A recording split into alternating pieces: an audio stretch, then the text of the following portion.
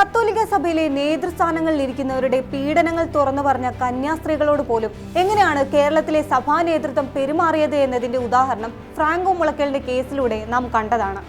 എന്നാൽ സഭാ നേതൃത്വത്തിന്റെ അത്തരം നിലപാടുകളെ രൂക്ഷമായി വിമർശിക്കുകയാണ് വത്തിക്കാനിൽ കഴിഞ്ഞ ദിവസം പ്രസിദ്ധീകരിച്ച ഒരു റിപ്പോർട്ട്.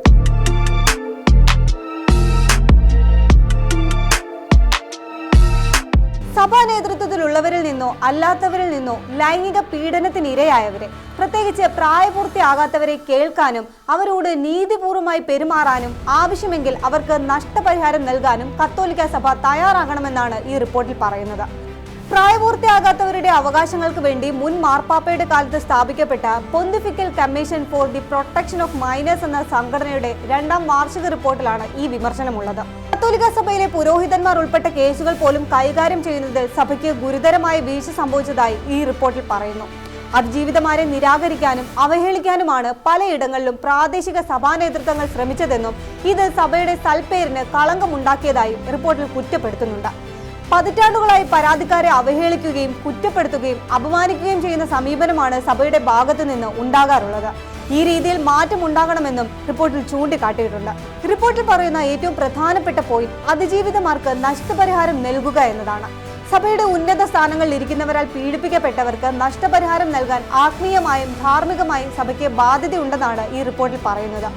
അതിനായി അവരെ കേൾക്കണമെന്നും അവരോട് അനുകമ്പയോടുകൂടി പെരുമാറണമെന്നും റിപ്പോർട്ട് വ്യക്തമാക്കുന്നുണ്ട്. അവരോട് ക്ഷമാപണം നടത്തുകയും മാന്യമായ രീതിയിൽ കമ്മ്യൂണിക്കേഷൻ നടത്തുകയും വേണം. പരസ്യമായി തന്നെ മാപ്പ് പറയേണ്ടതാണെങ്കിൽ അതിന് മടി കാണിക്കരുതെന്നും പ്രാദേശിക സഭാ നേതൃത്വങ്ങളോട് ഈ റിപ്പോർട്ട് ആവശ്യപ്പെടുന്നുണ്ട്. ഇരകൾക്ക് മാനസികവും ആത്മീയവുമായ പിന്തുണ നൽകേണ്ടതും സഭയുടെ ഉത്തരവാദിത്തമാണ്. ചികിത്സ ആവശ്യമുള്ളവരാണെങ്കിൽ അതിനുള്ള സാമ്പത്തികവും അല്ലാത്തതുമായ സഹായം സഭ നൽകണം. ഇരകളായവരെ സംരക്ഷിക്കാനുള്ള പദ്ധതി തയ്യാറാക്കുകയും വേണം. കുറ്റാരോപിതർക്കെതിരെ അവരുൾപ്പെടുന്ന സ്ഥാപനത്തിന്റെ ഭാഗത്ത് നിന്ന് നിർബന്ധമായും അച്ചടക്ക നടപടി ഉണ്ടാകണമെന്നും ഈ റിപ്പോർട്ടിൽ പറയുന്നുണ്ട്. സഭയുടെ നേതൃസ്ഥാനങ്ങളിൽ ഇരിക്കുന്നവർ തങ്ങളുടെ അധികാരവും പദവിയും ഇത്തരം പീഡനങ്ങൾ നടത്താനായി ദുരുപയോഗം ചെയ്താൽ അവർക്കെതിരെയും നടപടിയെടുക്കണമെന്നും പറയുന്നുണ്ട്. ഇത്തരം അതിക്രമങ്ങൾ സംബന്ധിച്ച വിവരങ്ങൾ മറച്ചുവെക്കുകയോ അതിക്രമങ്ങൾക്ക് കൂട്ടുനിൽക്കുകയോ ചെയ്യുന്ന വൈദികരുൾപ്പെടെയുള്ളവർക്കെതിരെയും നടപടിയെടുക്കണം. മുൻകാലങ്ങളിൽ സഭ ഇത്തരം കേസുകൾ കൈകാര്യം ചെയ്തത് ശരിയായ രീതിയിലായിരുന്നില്ല. അത് സഭയുടെ പേര് കളങ്കപ്പെടുത്തുന്നതിന് കാരണമായിട്ടുണ്ടെന്നും റിപ്പോർട്ടിൽ വിമർശനമുണ്ട്. ഇതുപോലുള്ള കേസുകൾ കൈകാര്യം ചെയ്യുന്നതിനും കുറ്റം ചെയ്തവർക്കെതിരെ നടപടിയെടുക്കുന്നതിനും ഒരു പ്രോട്ടോകോൾ തയ്യാറാക്കണം. കൂടാതെ കുറ്റകൃത്യങ്ങളിൽ ഏർപ്പെട്ടവർക്കെതിരെ നടപടിയെടുക്കുമ്പോൾ അത് ഇരകളെ അറിയിക്കേണ്ടതുണ്ടെന്നും റിപ്പോർട്ടിലുണ്ട്. പ്രതികൾ രാജിവെക്കുകയോ അവരെ സ്ഥാനങ്ങളിൽ നിന്ന് പുറത്താക്കുകയോ ചെയ്യുമ്പോൾ കാരണങ്ങൾ പരസ്യമായി വ്യക്തമാക്കേണ്ടതുണ്ട്.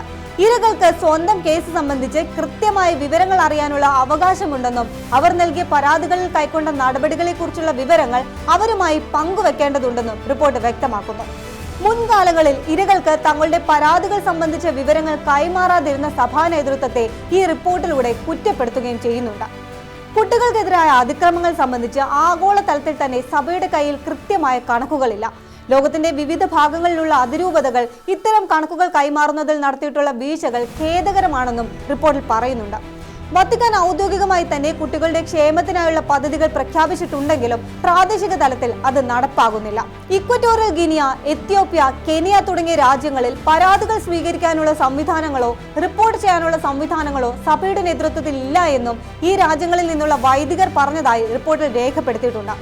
പലയിടങ്ങളിലും അതിക്രമത്തിനിരയായ പെൺകുട്ടികൾക്കും സ്ത്രീകൾക്കും നേരെ ഉപരോധം ഏർപ്പെടുത്തുകയാണ് സഭാ നേതൃത്വങ്ങൾ ചെയ്യുന്നത്. അതിനാൽ തന്നെ പരാതി പറയാൻ ഇവർക്ക് സാധിക്കുന്നില്ല എന്നും റിപ്പോർട്ടിലുണ്ട്. പുതിയ മാർപ്പാപ്പ ലിയോ 14 സ്ഥാനാരോഹണത്തിന് ശേഷമുള്ള 5 മാസങ്ങൾക്കുള്ളിൽ ലോകത്തിന്റെ വിവിധ ഭാഗങ്ങളിലായി സഭാ നേതൃസ്ഥാനത്തിരിക്കുന്നവരുടെ പീഡനത്തെ അതിജീവിച്ച നിരവധി പേരുമായി സംസാരിച്ചാണ് ഈ റിപ്പോർട്ട് തയ്യാറാക്കിയിട്ടുള്ളത്. ഇരകളെ കേന്ദ്രീകരിച്ച് ഏതെങ്കിലും തരത്തിലുള്ള ഒരു നയം രൂപീകരിക്കുന്നതിന് പ്രാദേശിക സഭാ നേതൃത്വങ്ങളിൽ നിന്ന് വലിയ തടസ്സം നേരിട്ടെന്നും റിപ്പോർട്ട് പറയുന്നു. വത്തിക്കാൻ മുതൽ ലോകത്തിന്റെ വിവിധ ഭാഗങ്ങളിലുള്ള സഭകൾ വരെ ഇത്തരം കേസുകൾ കൈകാര്യം ചെയ്തതിൽ വീഴ്ച വരുത്തിയെന്നും സഭാ സ്ഥാപനങ്ങൾ അതിക്രമത്തിനിരയായവരെ അവഗണിച്ചപ്പോൾ അവരുടെ ശബ്ദം ലോകത്തെ കേൾപ്പിച്ച മാധ്യമങ്ങളോട് നന്ദി പറയുന്നതായും റിപ്പോർട്ട് അവതരിപ്പിച്ച ഡോക്ടർ മൗത്ത് ദി ബോയർ ബുക്വിച്ചിയോ പറഞ്ഞു. 2014 മുൻ മാർപ്പാപ്പയുടെ കാലത്താണ് pontifical commission for the protection of minors എന്ന പേരിൽ വത്തിക്കാൻ ഒരു കമ്മീഷനെ നിയോഗിച്ചത്. സഭയുടെ പ്രവർത്തന മേഖലയിൽപ്പെടുന്ന ലോകത്തിന്റെ വിവിധ ഭാഗങ്ങളിലുള്ള പ്രദേശങ്ങളിലെ പ്രായപൂർത്തിയാകാത്തവർ, മുതിർന്ന പൗരന്മാർ എന്നിവർക്ക് നേരെ നടക്കുന്ന അതിക്രമങ്ങൾ തടയുന്നതിനും അവരുടെ ക്ഷേമം ഉറപ്പുവരുത്തുന്നതിനുമാണ് ഈ കമ്മീഷൻ രൂപീകരിച്ചത്. കമ്മീഷന്റെ ആദ്യ റിപ്പോർട്ട് 2024 അവതരിപ്പിച്ചിരുന്നു. രണ്ടാമത്തെ റിപ്പോർട്ടാണ് ഇപ്പോൾ പുറത്തു വന്നിട്ടുള്ളത്.